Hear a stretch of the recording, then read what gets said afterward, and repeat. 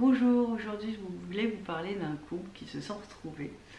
Donc ça fait 6 mois qu'ils se sont retrouvés, qu'ils sont ensemble. Tout n'est pas encore bien complètement posé, mais ils font cette fin de chemin ensemble pour pouvoir complètement harmoniser et vraiment être sans contrainte, sans difficulté, avoir un niveau relationnel très apaisé, très joyeux et très heureux.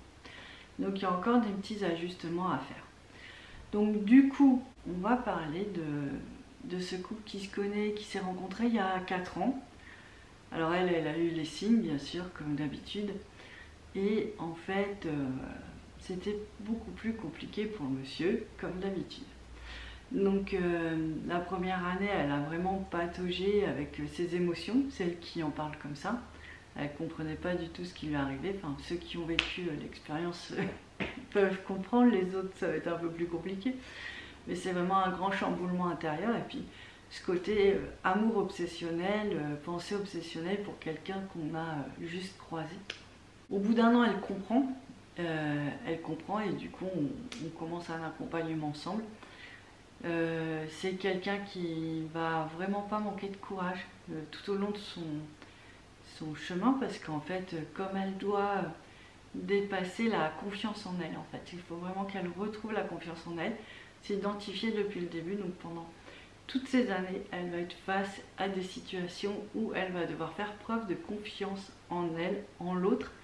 Donc je vous imagine même pas les tests qu'elle a eus, c'était juste très surprenant et très troublant pour qu'elle garde en fait à l'intérieur d'elle cette confiance, cette sérénité, et qu'elle comprenne que c'était elle qui était destinée à ce couple et personne d'autre. Moi, je regardais ça d'un œil un peu lointain et je me disais quand même, elle a vraiment eu beaucoup d'épreuves, autant sur le temps où rien ne bougeait, avec toujours beaucoup de signes par contre, toujours.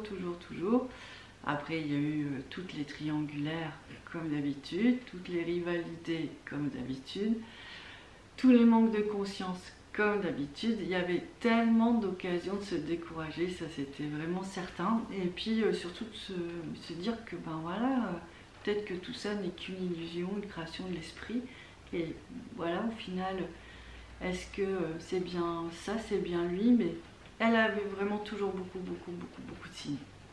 Donc on a vraiment à chaque fois, on a confronté ma guidance avec ces signes pour être sûr d'aller dans le bon chemin et ne pas perdre de temps. Mais bon, on le faisait parce que par respect, par respect pour chacune, enfin nous deux, parce que ça ne servait à rien d'aller sur un accompagnement qui n'était pas juste, même si on avait senti le feu de la flamme.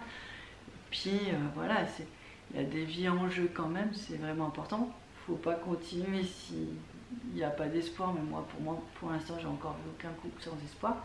Et il faut continuer parce que ça peut vraiment libérer l'âme d'une personne, autant la sienne que l'autre. Et du coup, après, il y a des tels changements de vie que c'est une grosse responsabilité d'aller au bout du parcours. Et on est bien d'accord, ce bout de parcours est toujours compliqué. Bref, enfin bon, je vous fais toute une intro. Mais c'était pas ça que je voulais vous dire. C'était un peu pour resituer l'histoire. On a toujours eu des signes, qu'il fallait continuer jusqu'à ce qu'enfin le jeune homme comprenne et se déclare. C'était il y a 6 mois. Voilà le contexte. Et depuis, ils cheminent ensemble et ils ont encore des petits obstacles à dépasser, surpasser. Au final, c'est pas grand chose, mais c'est vrai que c'est toujours très bousculant la flamme dès que c'est pas complètement fusionné.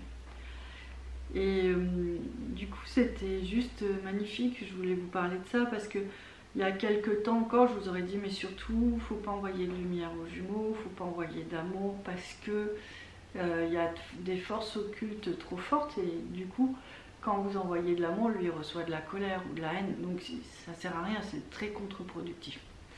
Donc ça, c'était il y a quelques temps. Je dis pas que tout le monde est nettoyé, je dis que pour ceux qui sont en fin de parcours, qui ont bien été récurés dans tous les coins de leur aura et du couple, ben en fait, tous ces obstacles n'existent plus.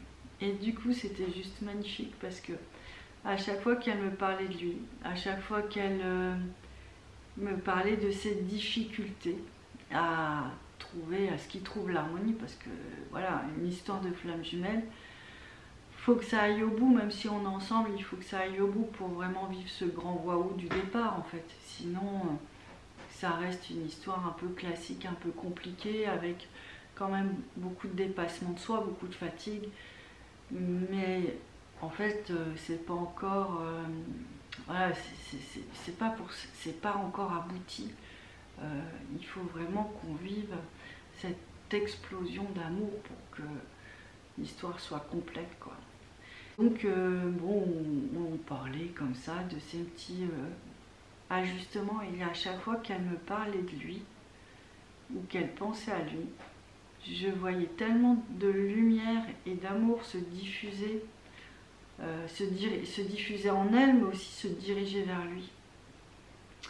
Et en fait, à la fin de ce parcours, en tout cas ce qu'elle m'a vraiment montré, c'est que à travers ces mots, en fait, à travers ces mots, il y avait vraiment une énergie d'amour et de guérison envers l'autre.